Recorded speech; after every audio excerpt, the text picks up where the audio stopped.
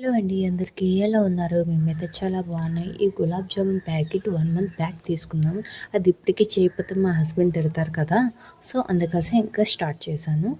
మనకి ball crack అవ్వకుండా ఉండాలంటే ఒక ట్రిక్ ఉంది. అదేంటంటే పిండి బాగా నానబెట్టుకొని చిన్న చిన్న బాల్స్ తీసుకొని గట్టిగా ప్రెస్ చేశాక అప్పుడు సాఫ్ట్‌గా బాల్స్ చేసుకుంటే మనం ఫ్రై చేసేటప్పుడు క్రాక్ అవ్వకుండా ఉంటాయి.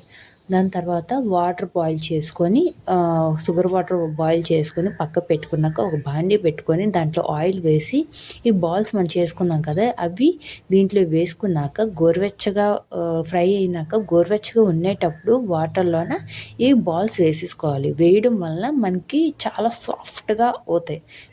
తినడానికి అప్పటికప్పుడు తినడానికి కూడా చాలా బావుంటాయి. ఒకసారి ట్రై చేసి చూడండి.